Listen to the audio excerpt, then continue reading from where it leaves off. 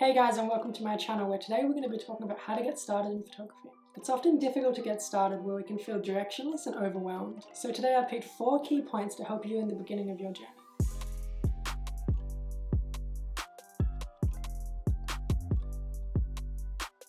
Firstly, we're going to talk about those closest to you, your family and friends, and why they are crucial in your early development. Following this, we're going to dive into Facebook groups and a little gem called Meetup. In addition to this, we're then going to move on to the third one, which is small social clubs. And for the fourth, well, that's a mystery. You'll just have to wait and see.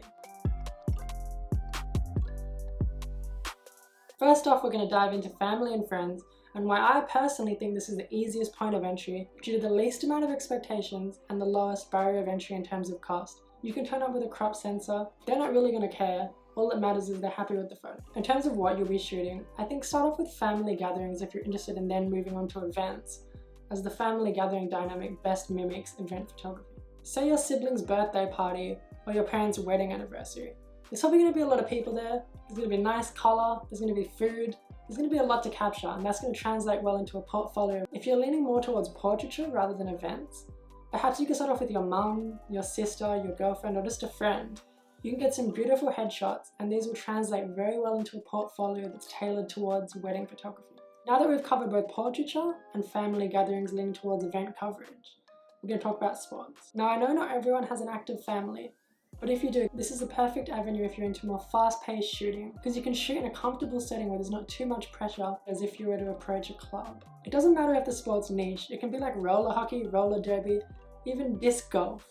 The more niche it is, probably the better it will be for your portfolio. Pretty much everyone's going to want to shoot soccer or football or something like that.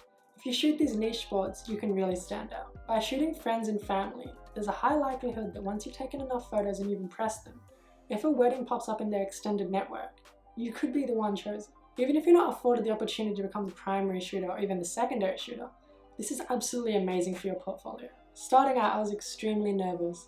Approaching a client or contacting an event organizer, that seemed totally out of reach. So family and friends was perfect for me. Through shooting family and friends, I was exposed to multiple genres, and I was really able to hone in on what I personally prefer. Now that we've touched on family and friends, let's talk about the next step in your development.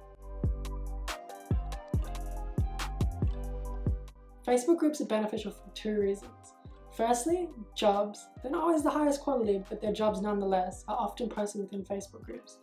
And secondly, you can meet like-minded individuals who will then possibly give you work. Very early on into my journey, through a Facebook group, I met this wonderful Perth photographer called Rob Fisher. He's amazing at product photography and portraits. One day he reached out to me and offered me a second shooting position for a boxing event. This was incredible as I was wanting to get into sports shooting, specifically combat sports. This was a big event. I learned so much. And without Facebook groups, I don't think I ever would have found that opportunity. Another benefit of Facebook is the events tab. There can be workshops, tutorials, even just mingle like meet and greet sessions. Once you meet people and become friends, they can hook you up with gigs. Obviously don't go in there with the intention of just finding these roles. Be genuine and make actual friends beyond passing your second shooter roles. It's amazing just to have people to hang out with and collaborate on shoots with. It doesn't have to be paid, and it can still enhance your growth in photography. Some of my best photographic memories are meeting up in parks with people from these Facebook groups. These are amazing opportunities to get to talk to like-minded individuals and consider new techniques and methods of doing things. Whilst these meetups might not directly contribute to the formation of your portfolio, the skills, tips, techniques, and tricks that you're learning from these wonderful people will help you in putting together a portfolio later down the line. Although recently I've been lucky enough to purchase my bodies brand new from a camera store, when I was starting out, for years I bought so many bodies from these Facebook groups. I bought the 5D Classic, the 5D Mark II, the 5D Mark III, and the 6D Classic. Not only did I buy all these bodies, but I bought lenses, and lenses in my opinion are more important than the body. You can never have enough lenses, they can never be fast enough, they can never cover enough focal ranges. There's always something you can add. And as they say, date your bodies, but marry your glass. Not only was I buying lenses, I was buying accessories, and in my opinion, accessories actually outweigh the benefits of both bodies and glass. You're gonna need a tripod, maybe even a tripod head. You're gonna need 3 or 4 batteries, you might need a microphone, you might need some lights, and you're gonna need a backpack to cram all of your equipment into. These small clubs can range from your uni club, maybe your TAFE club or your college club. Even workplaces sometimes have clubs. There's a hospital near me and they have a staff photography competition every year.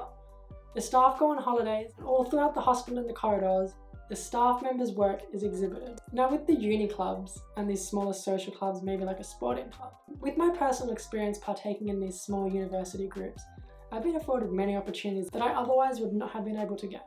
I've been lucky enough to shoot medical research nights at the state's premier hospital.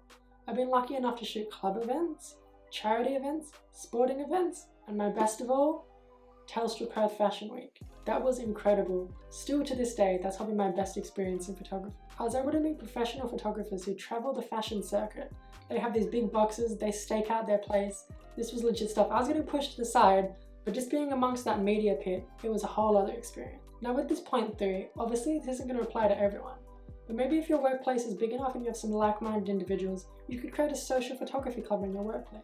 Up to this point, we've talked about positioning yourself with family and friends, getting into groups, and falling into opportunities basically. This is all about forging your own opportunities, and in my opinion, this is the most rewarding path. The most important thing when it comes to forging your own path is keeping your finger on the pulse in terms of what's happening around you. You need to keep your eye out for everything. So there's a new ice cream shop opening up. You message them. You offer your services. Through showcasing the portfolio you've developed through the first 3 points, you can really entice this business. You can show them what you can offer them that nobody else can. Sell them the experience. Show them why you're the perfect fit. Say you have a favorite nightclub or bar. You've been going there a few years and you'd love to shoot for them. By this stage, you're going to have a portfolio full of events. You can showcase this to them, and they can possibly hire you and you can get paid to attend this venue that you love. It's time to capitalize on the hard work you've been putting in. Focusing on Facebook and Instagram is crucial, as this is where you're going to build your brand. Through a unique username and a carefully curated collection of hashtags, you're able to express your unique creative vision and drive people to your pages. All of these avenues are relatively low entry point. You don't need much equipment, you don't need much skill when you're starting out. All you need is 3 things: patience, motivation, and most importantly, passion. The most important things throughout all of this are building meaningful relationships and cultivating your skill set. Through these 2 key factors, you'll be able to effortlessly create a portfolio of substance that you can be proud to show to these companies. Your family will love it.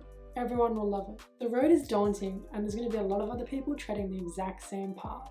But through placing emphasis on enjoyability and personal improvement rather than money, you'll differentiate yourself from the masses. Thank you guys for getting through my very first upload. This is a pretty daunting task for me as I'm quite shy. But this is my attempt at creating my personal opportunity. I hope that my YouTube channel grows and that you can all come along with me and we can learn together. And until next time, be sure to use all of my tips in this video so you can stay focused.